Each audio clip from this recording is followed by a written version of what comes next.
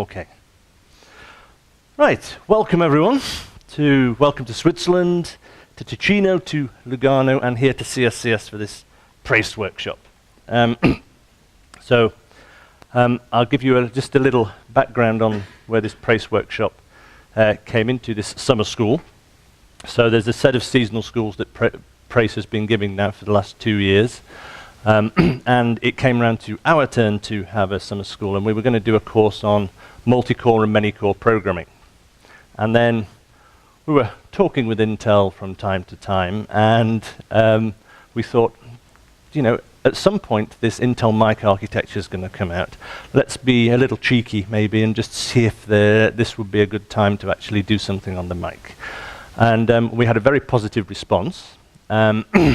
And so before we knew it, we were changing quite a bit what we were going to do with the course, and that's why, for example, today's morning session that I'll be doing on vectorization is much shorter than I would have otherwise been going to do. But as time has gone on, as well as just being able to present the opportunity for Intel to actually give you instruction on the mic architecture, at the time we were expecting that maybe we would be able to get some Knight's Ferry and maybe a couple of demonstrations where somebody could show you what's going on. But, well, things have moved on, so that you may have found that in the last week, the Knight's Corner Xeon Phi, I think is now the official name, the new product name, is now being talked about, and some people under NDA are getting access and so on. But in particular, we actually now have two of these Xeon Phi, is that what they actually call them nowadays? So we have two Knight's Corner devices here. And so that was great. Then also the other thing we wanted as well was so that when we were talking about what we want to get out of the workshop, we said we'd like to actually find out about the mic, but we'd also like to find out from some user experiences, real people, what they've actually seen. And so we've also got people who've come across from the United States here, from NICS and from TAC, to tell us about their experiences. But there's actually even more than that. So, because you may also be aware that TAC is buying a very large system. It's going to end up being about 10 petaflops of performance, peak performance, including some Knight's Corner devices. That will be Xeon Phi then, I guess, by that stage.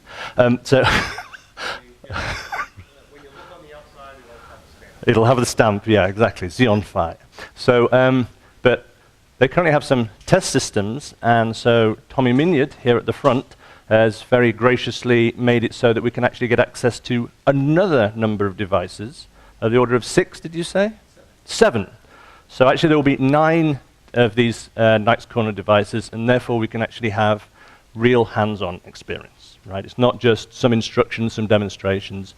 It's actually going to be the only opportunity, I understand, really, for people who have not got an NDA with Intel to get access to this, probably before supercomputing or before the product release. So just to say who this summer school is being brought to you by, we have the obligatory PRACE receives its money on the 7th framework program, ... thing. But the partners are actually this PRACE, there's ourselves at CSCS, there's David Henty from EPCC, Intel, of course, and TAC, the two who are really giving you the access to these machines, and NICS sending 2 people over to talk about their experiences. Right, so as I said, because of the fact that we actually want to give a lot of opportunity for the 2 days for the mic, trim down a lot of the other material that we would have given on a multi-core course. So a brief introduction to vectorization is only going to last for the morning up until about 12 o'clock, which by the time we've got coffee breaks and so on, we've only got about 2 hours. Now, some of you I know are already very familiar with the ideas of vectorization, about SIMD vectorization. Some of you have written theses, some of you have got publications, best paper awards and so on out of this sort of stuff. So some of you may just tap away and do some other work.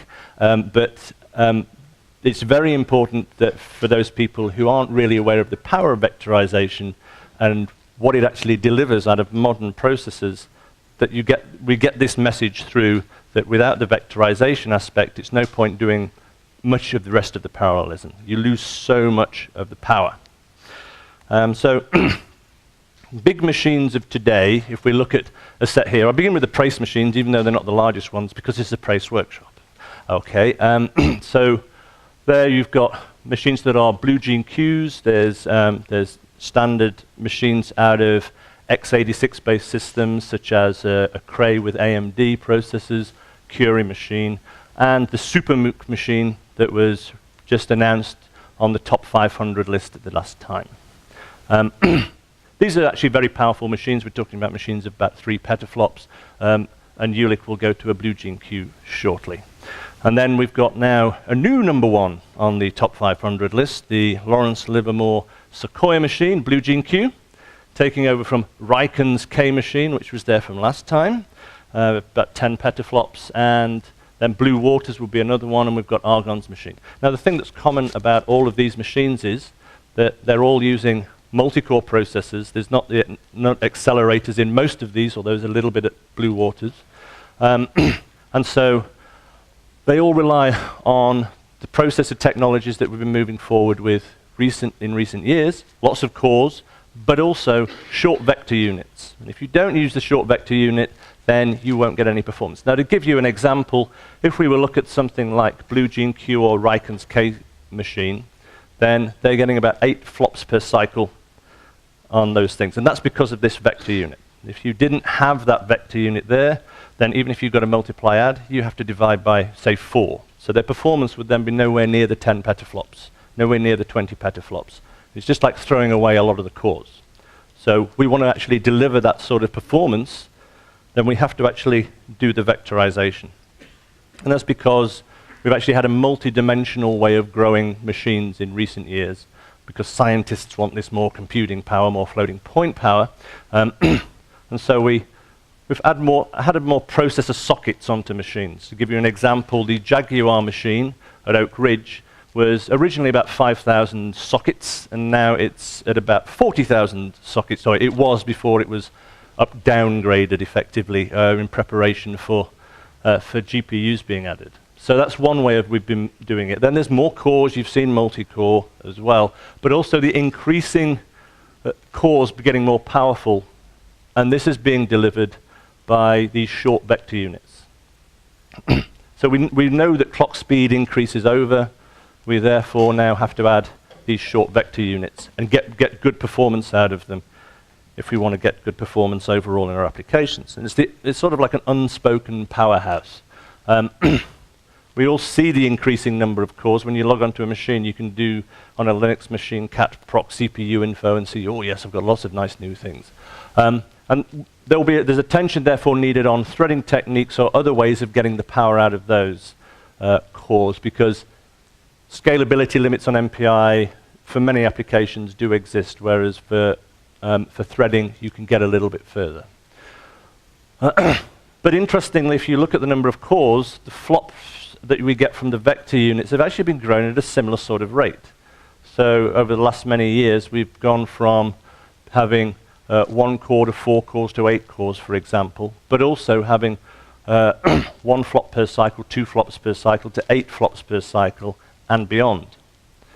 So if we get the best performance out of these, we have to use all those cores and all get the best out of the vector units. If you don't vectorize your code, if your code isn't being vectorized, so therefore you're in the scalar unit, it's just like throwing away spare cores in some way. And you wouldn't go onto a multi-core processor and say, I'm quite happy to just use one of these things. You'd find some way of using it. So we should be really doing the same with the vectorization. So what are these vector units? So these are a method of achieving parallelism out of one instruction. So it's a parallel machine. Cores are generally parallel. They will issue several instructions at the same time, a load, a floating point operation, an integer operation. But here we can actually get data parallelism from one instruction. And this is important because actually doing the decode of the instruction in the processor is actually quite a costly thing. If you can amortize that cost by using it on a lot of data, then that's very good. They're typically described in terms of the width in bits, because this means it's easy to describe then whether it's a single precision or a double precision. You can just do a little bit of maths. So a 64-bit unit, well, 64-bit describes a double precision number, or two single precision numbers. So we'd refer to as 64-bit, 128-bit, and 256 bits, and so on. 128-bit is your SSE instructions, your typical SSE instructions these days on something like an Intel Westmere processor. 256-bit is AVX instructions on a Sandy Bridge. And then we'll move forward 512 bits onto the mic. So what happens is multiple data items are loaded all at once into a vector register, and then the instructions work on those registers. Now, on some processor architectures, the processor can issue more than one floating point vector instruction per cycle, such as the Intel Westmere. And if you're not using the vector units, you actually lose out even more than just the width of the vector unit. And this is simply the way that parallel execution would work. And I'm typically a Fortran programmer, but I believe this to be the silk syntax for how you would do some sort of operation vector-wise. But it's very close to Fortran, so I'm happier with that. And effectively, you come along, you have a scalar instruction, A, B, C, D. It's just working on one element at a time. In this particular case, you could say, I want to work on all these blocks at a time. That would actually just be, each case there would just be loaded into one register, one instruction given out, one decode. It's nice and lightweight. So how much can we gain through these vector units? Well, the performance improvements that we're looking at that we require is to be working on regular data. That is data that's laid out in a fashion where we can say to the data, all of this data needs actually to have the same instruction issued against it. Okay, so this is typical in most applications that we work with in high-performance computing. If you don't have that sort of regularity, you can't use any other type of device either. A GPU requires regularity. There may be some differences in the way that you lay out the data and the way it can access the data slightly, but we just have to have the same instruction being issued against lots of pieces of data. We also have to have instructions that can do that at the same time. But the performance gains then depend on the architecture of the particular machine you're on. Now, here we're going to be looking at, in the practicals this morning, using a cluster we have which has Intel Westmere processors.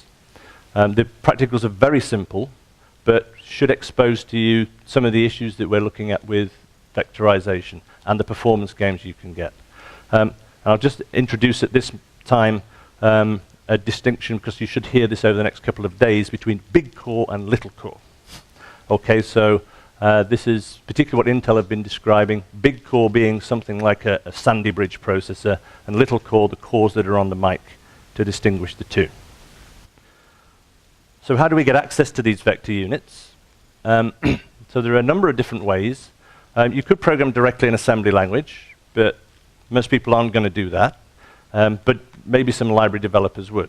Some people will use intrinsics.